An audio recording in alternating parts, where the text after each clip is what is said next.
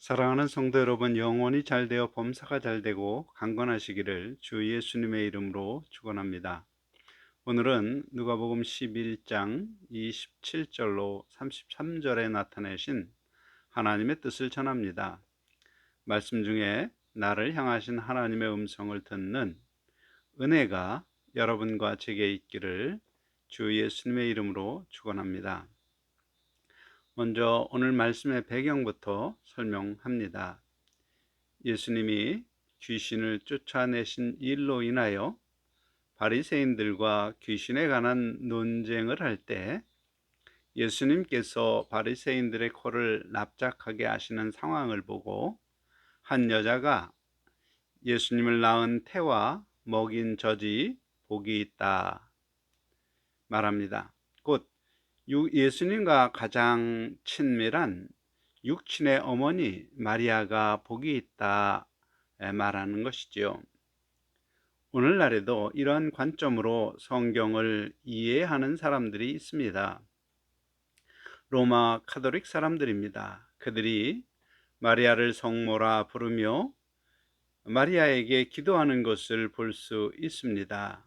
마리아는 예수님의 어머니이시니 그 어머니가 나의 기도를 듣고 예수님께 전하면 예수님께서 가장 친밀한 어머니 마리아의 요청을 거절하지 않고 들어줄 것이라는 생각입니다. 그런 생각은 이 세상 중심의 인본주의 세계관을 가진 사람의 생각입니다. 그런데 그 말을 들은 예수님은 전혀 다르게 누가복음 11장 28절에 오히려 하나님의 말씀을 듣고 지키는 자가 복이 있느니라 말씀하십니다. 영원한 세상 중심의 세계관을 가진 예수님이 볼 때 하나님이 예비하신 복이 참 복이며 그 복을 누림에 있어서 그 육신의 관계는 의미가 없다는 것을 분명히 보여줍니다.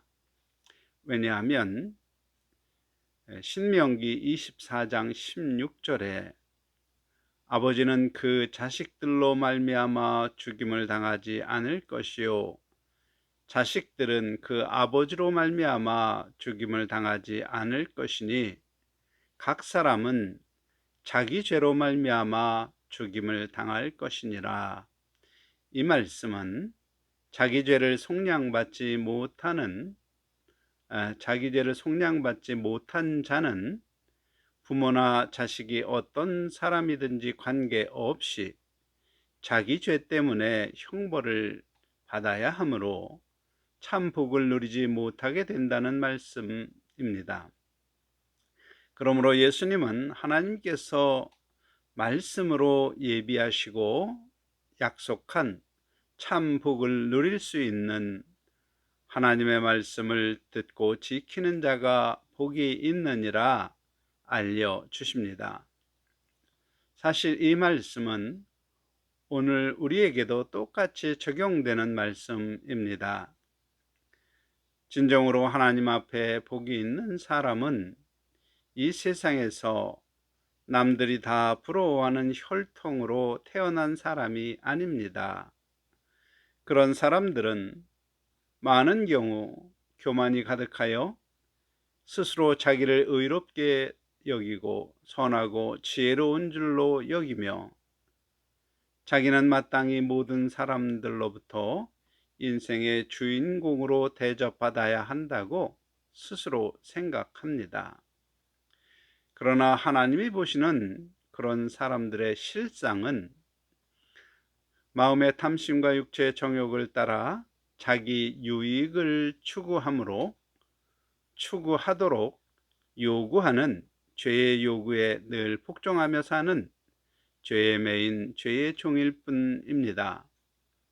그것을 깨닫지 못한 결과 자기 만족을 위해 인생을 허비하며 지옥에 멸망할 가련한 자가 될 확률이 매우 높습니다. 오히려 가난하고 힘들고 어려움 중에 의지하고 살아갈 주를 간절히 찾는 경우가 더 많습니다. 잠언서 8장 21절, 나를 사랑하는 자가 나의 사랑을 입으며 나를 간절히 찾는 자가 나를 만날 것이니라. 이 말씀은 하나님을 만나지 못하는 이유가 간절히 찾지 않기 때문인 것을 보여줍니다. 하나님은 오직 간절히 찾는 자를 만나 주시고 그에게 지혜를 주셔서 자기가 죄의 종이며 어리석고 연약한 존재임을 깨닫도록 하시고, 또한 어리석은 자기 생각을 버리고 하나님 말씀을 듣고 지킴으로 영광의 부활에 이르는 복된 사람이 되도록 인도합니다. 그러므로 하나님 말씀을 듣고 지켜 행하는 자보다 더 큰 복을 받는 자는 없는 것입니다. 왜냐하면 정욕과 탐심만족을 주는 세상 복은 잠시 지나가는 것이지만 영광과 존귀를 누리는 영생의 복은 한 번 정해지면 영원한 것이기 때문입니다. 그리고 그 영광은 이 세상의 것과 비교할 수 없다고 하늘 영광을 본 사도 바울이 증언합니다. 이어서 예수님은 누가복음 11장 29절에 이 세대는 악한 세대라 표적을 구하되 요나의 표적밖에는 보일 표적이 없나니 말씀합니다. 악한 세대가 구하는 표적이란 자기 생각에 합당한 메시아의 표적입니다. 그러므로 악한 세대의 속성은 오실 메시아를 증언한 하나님 말씀 대신 자기 생각으로 메시아를 판단하는 것입니다. 문제는 자기 생각이 얼마나 제한되고 왜곡되고 잘못된 정보로 형성된 어리석은 생각인지 알지 못합니다. 그 결과 진리를 증언하는 하나님 말씀을 버리고 어리석은 자기 판단에 하늘로부터 오는 이적이 있어야 믿겠다고 하는 사람들입니다. 오늘날도 마찬가지입니다.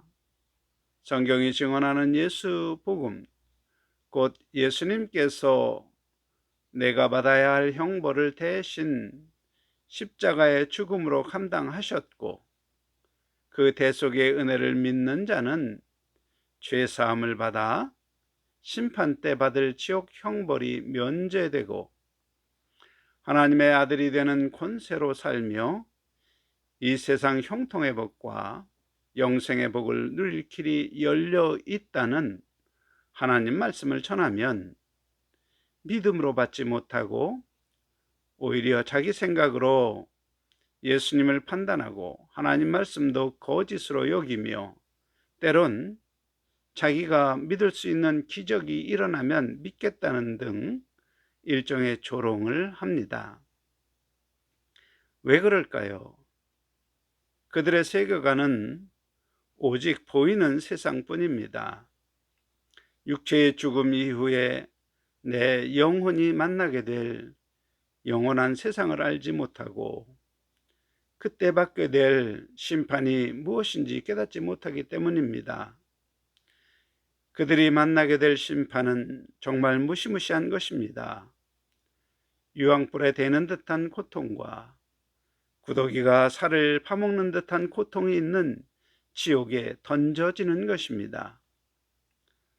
사실 이 세상에서 죄를 지으면 받는 형벌은 기간이 있지만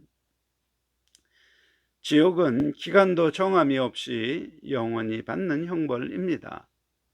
그런 무시무시한 형벌을 하나님 말씀을 믿는 믿음으로 면제받는 은혜의 복음을 듣고도 스스로 자기를 지혜롭게 여김으로 복음 전하는 사람을 조롱하고 심지어 핍박하기도 합니다.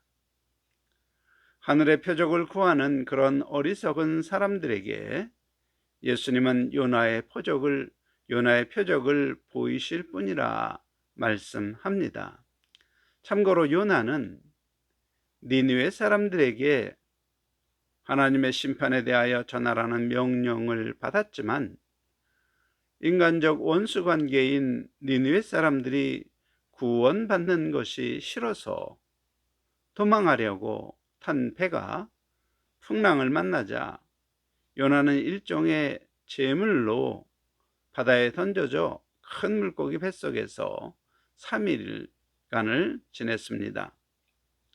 그리고 물고기가 토해낸 후 하나님 명령대로 니느웨로 가서 회개하지 않으면 하나님의 무서운 심판이 있을 것이다 말로 하나님의 심판 소식을 전합니다. 그의 경고를 들은 니느웨 사람들이 다 회개함으로 하나님의 심판을 면합니다. 이런 요나의 이야기를 알고 있는 유대 사람들에게 주 예수님이 누가복음 11장 30절에 요나가 니느웨 사람들에게 표적이 됨 같이 인자도 이 세대에 그러하리라 말씀합니다. 곧 요나가 물고기 뱃속에서 3일 밤낮 있었던 것처럼 예수님도 무덤에 3일을 머물게 될 것이며 3일 후에 부활하심으로 구세주의 표적이 될 것임을 예언하신 것입니다. 지금 우리 시대도 마찬가지입니다. 예수님이 메시아이심을 보이신 요나의 표적은 바로 십자가의 죽음 후 3일 후 부활하신 것입니다. 그리고 500명이 넘는 제자들이 예수님의 부활을 증언하였습니다. 어떻게 증언하였는가?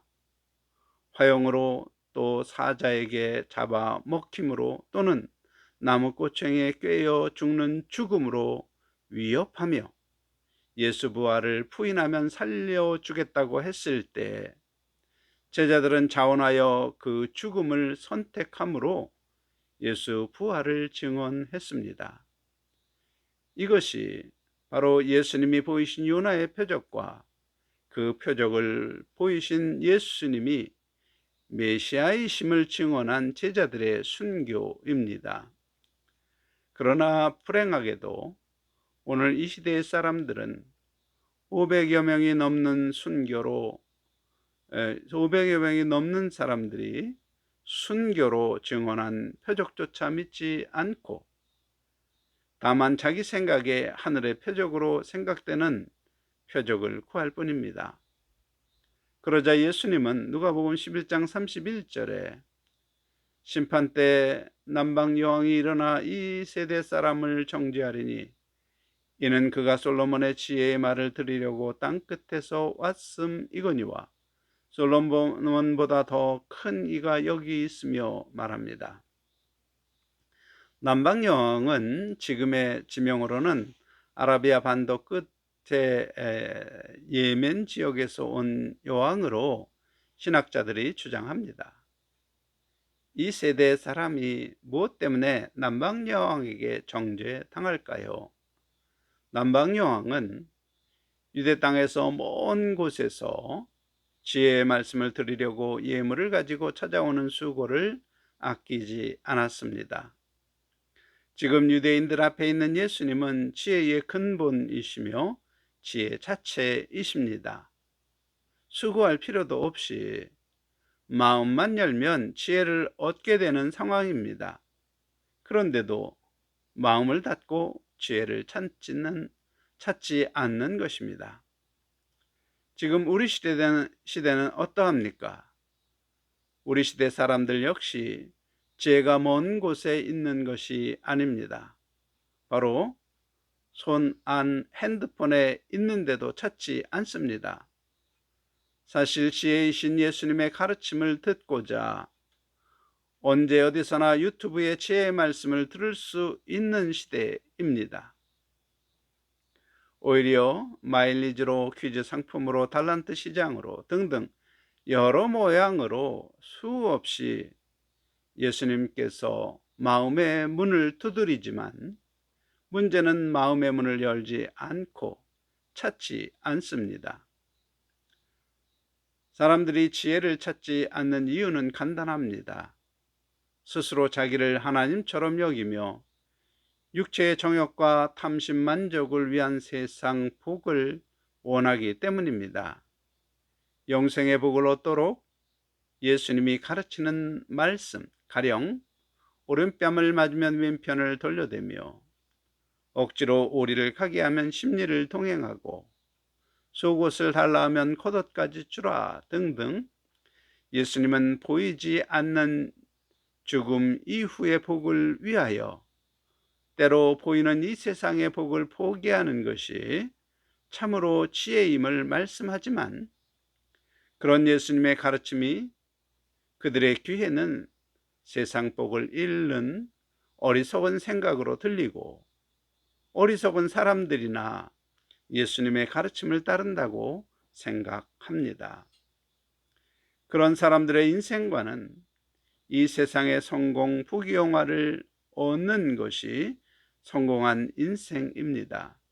영원한 세상 관점으로 기록된 성경을 통해 깨달은 지식이 없으므로 육체의 죽음 이후에 무엇이 기다리는지 아는 지식이 없고 관심하지 않습니다.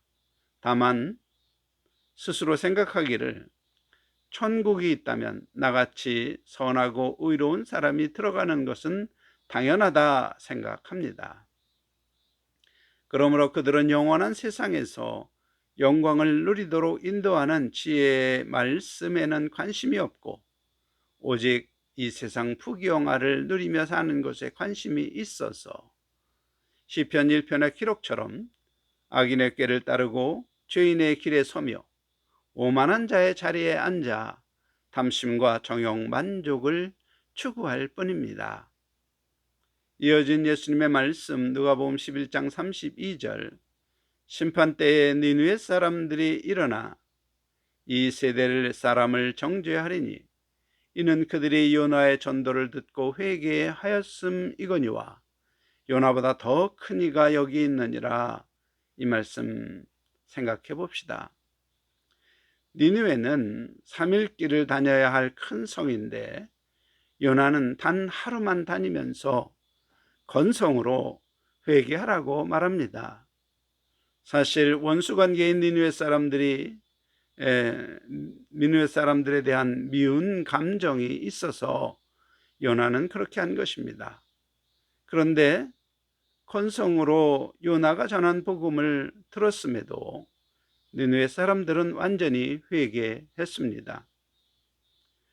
여기서 우리 시대 교회에서 시행하는 다양한 행사를 생각해 보세요. 진심으로 예수 복음을 전하고 싶어서 정성으로 준비한 먹거리와 선물도 주고 안타까운 마음으로 복음을 전해도 많은 사람이 귓전으로도 듣지 않습니다. 오히려 교회당에 와서도 마일리지 혜택만 찾고 정작 진리는 구하지 않습니다. 과연 여러분 중 누가 복음을 듣지 못해서 구주 예수님을 영접하지 못했다고 말할 수 있는 사람이 있겠습니까? 아마도 없을 것입니다.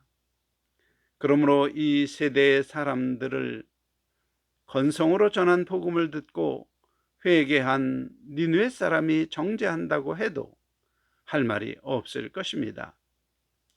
이제 예수님은 매우 중요한 영적 의미가 있는 말씀을 하십니다.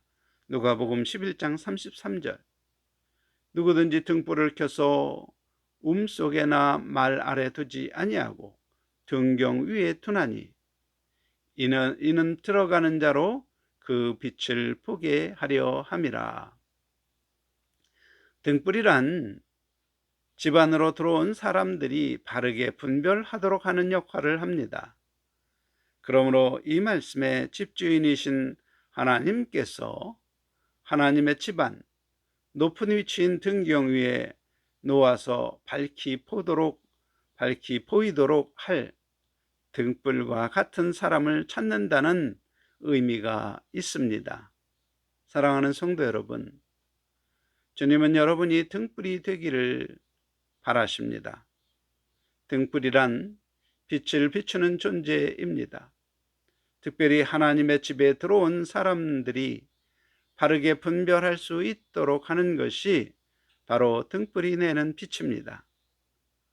하나님의 집에 들어온 사람이란 이 세상 중심의 인생관으로 사는 많은 사람 중에 모든 수고와 정성으로 전한 예수 복음을 듣고 마음을 연 지극히 적은 사람만이 이 진리를 깨닫고 하나님 말씀 중심의 인생관으로 살 것을 결심하고 세례를 받은 사람들입니다.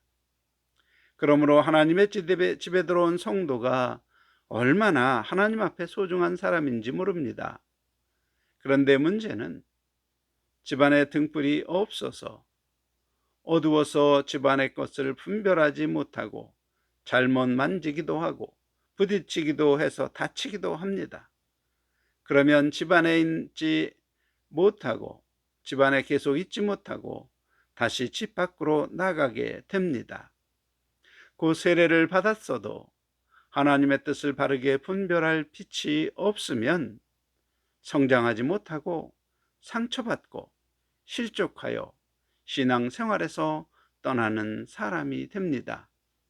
그러므로 빛의 역할과 그 속성을 생각할 때 세례받은 신자가 성경을 기준으로 참과 거짓을 분별할 수 있도록 하는 것이 빛을 비추는 등불의 역할입니다. 바로 성경을 바르게 분별하는 성숙한 성도가 하나님 말씀을 지켜 행하는 본을 보이므로 초신자라도 그 본을 보며 인본주의 신앙과 하나님 말씀 중심의 신앙을 분별하며 진리의 길로 가도록 비추는 빛이 바로 등경 위에 둔 등불에서 빛을 내는 예수 그리스도의 빛입니다. 그런 빛을 비추는 성도를 하나님이 높이 들어서 등경 위에 두십니다. 그런 밝은 빛을 발하는 등불이 되어서 교회에 처음 나오는 어린아이 같은 신앙의 사람들이 그 빛을 보고 바른 길, 진리의 길을 분별하며 함께 영광에 이르게 되는 것입니다. 그런 등불의 역할을 하는 성도가 바로 심판 때 칭찬을 받으며 영광과 존귀의 형체로 부활하게 될 성도입니다. 그런 성도가 되시기를 주 예수님의 이름으로 간절히 축원합니다. 아멘.